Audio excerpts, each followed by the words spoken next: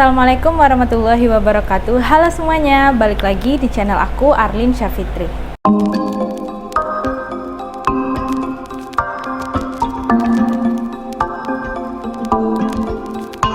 Terima kasih buat kalian yang sudah klik video ini.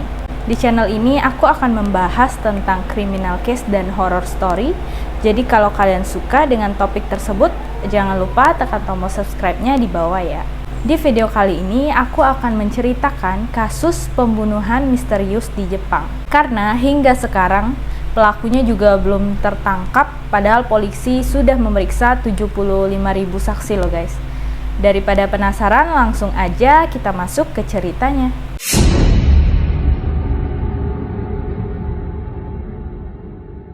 Oke guys, yang akan aku bahas hari ini adalah kasus tentang pembunuhan mahasiswa cantik yang bernama Junko Kobayashi yang berusia 21 tahun.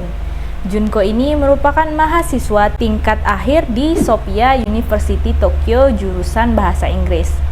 Selama di kampus, Junko Kobayashi dikenal sebagai gadis yang aktif, ikut berbagai kegiatan, dan sering mengajarkan anak-anak belajar bahasa Inggris. Cita-cita Junko adalah menjadi seorang jurnalis handal. Seharusnya pada tanggal 11 September 1996, Junko ini akan berangkat menuju Amerika Serikat untuk melanjutkan pendidikannya. Tetapi sayangnya 2 hari sebelum Junko berangkat ke Amerika Serikat, kejadian naas pun menimpanya.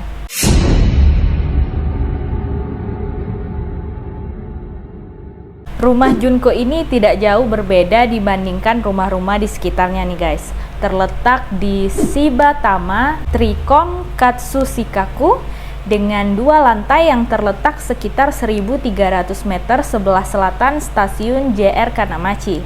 Pada tanggal 9 September 1966, hujan terus mengguyur Tokyo sejak pagi hari, bahkan turun lebih deras setelah pukul 3 sore. Ayah Junko, Kenji Kobayashi, sedang pergi bekerja menuju Fukushima. Junko ada di rumah bersama ibunya. Sekitar pukul 3 sore, Junko turun dari kamarnya di lantai 2 menuju kamar mandi dan sempat bertegur sapa dengan ibunya yang mau berangkat kerja nih. Terus Junko nih nanya ke ibunya, "Ibu, apakah kamu mengendarai sepeda meskipun hujan deras?" Jadi itu tuh percakapan terakhir yang diketahui publik dari Junko ke ibunya. Lalu pada jam 3.30 sore, ibu Junko akhirnya pergi bekerja dan meninggalkan pintu di depan rumahnya itu dengan posisinya nggak terkunci. Lalu pada jam 4.35 sore, api dilaporkan muncul dan pukul 4.39 sore, seorang warga melapor kebakaran ini ke dinas pemadam kebakaran. Dan api pun baru bisa dipadamkan pukul 6 sore. Dan seluruh isi rumah dalam keadaan hangus. Petugas kebakaran pun menemukan Junko di dalam rumah. Mereka membawanya ke rumah sakit. Namun seperti diketahui, Junko sudah tewas. Junko ditemukan dengan tubuh yang dibungkus selimut ayahnya di lantai 2. Mulut dan tangan Junko diplester dengan kuat, sedangkan kakinya diikat dengan stocking. Polisi menemukan luka tusukan di 6 tempat berbeda di leher Junko. Yang paling banyak tuh ada di bagian sebelah kanan tubuhnya guys. Dan kaki Junko ini diikat dengan simpul karage yang biasa digunakan untuk mengikat kimono. Polisi meyakini kedua tangan Junko diikat setelah pembunuhan terjadi.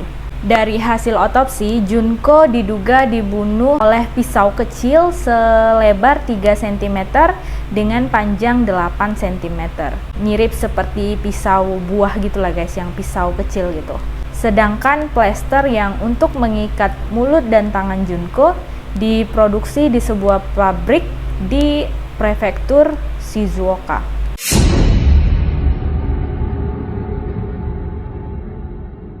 Jadi guys, jangankan penetapan tersangka, jejak pelaku saja seperti hilang ditelan bumi nih. Jadi polisi sudah memeriksa lebih dari 75.000 orang saksi dan lebih dari 1.000 petunjuk diteliti, tapi polisi belum bisa juga menemukan tersangkanya. Lalu 13 tahun setelah peristiwa ini terjadi, pada Januari 2009, polisi menemukan bukti penting pada plester yang digunakan pelaku nih. Ada 3 jenis bulu anjing yang menempel pada pita perekat yang dibawa dan digunakan oleh penjahat itu. Sedangkan keluarga Junko ini tidak pernah memiliki anjing. Polisi percaya kemungkinan besar penjahat itu hidup dikelilingi oleh banyak anjing.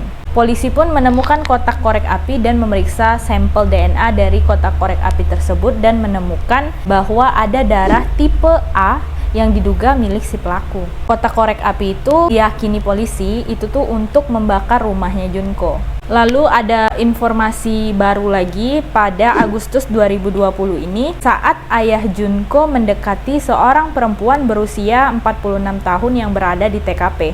Perempuan itu mengatakan kepada ayah Junko dengan yakin tentang ingatannya dari 25 tahun sebelumnya pas kejadian itu. Dia mengatakan kepada ayah Junko bahwa saat kejadian itu adalah hari istimewanya. Jadi nggak mungkin dia lupa kejadian tersebut. Sekitar pukul 4 sore sesaat sebelum kejadian itu, saksi ini sedang mengendarai sepedanya ke rumah temannya dan dia bertemu dengan orang yang mencurigakan di jalan sekitar 15 meter dari tempat kejadian. Pria itu kurus, memiliki mata terbalik.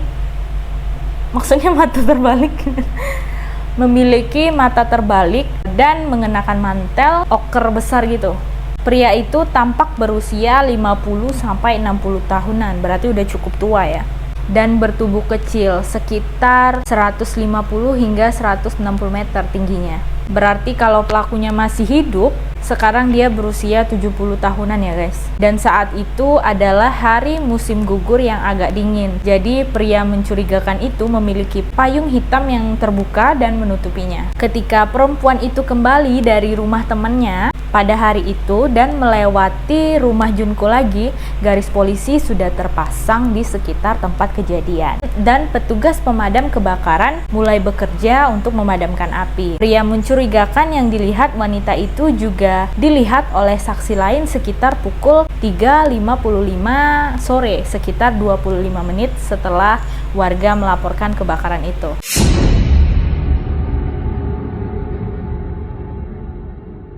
Lalu ayah Junko berinisiatif untuk memberikan hadiah 5 juta yen kepada siapa saja yang dapat memberikan informasi tentang kasus anaknya. Sebuah gambaran tentang seperti apa tersangka aja bahkan belum muncul.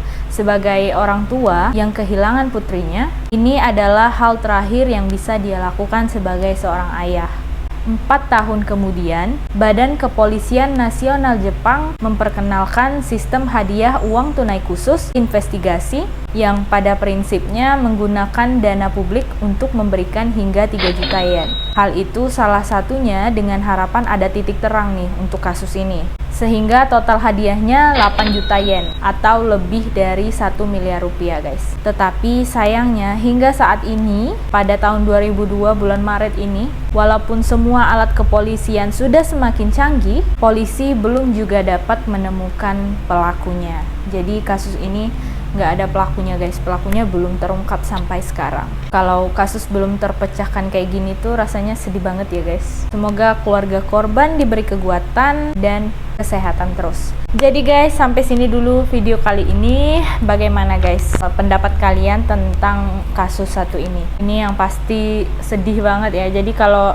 kalian keluar rumah ada adik atau kakak di rumah sendirian, jangan lupa kuncinya di pintunya dikunci guys, jangan sampai nggak dikunci ya. Oke guys, kalau gitu sampai sini dulu video aku kali ini. Jangan lupa di like kalau kalian suka dengan video ini, dan jangan lupa komen di bawah untuk saran-saran dan ide-ide buat video lainnya. Sampai jumpa di video berikutnya, bye bye.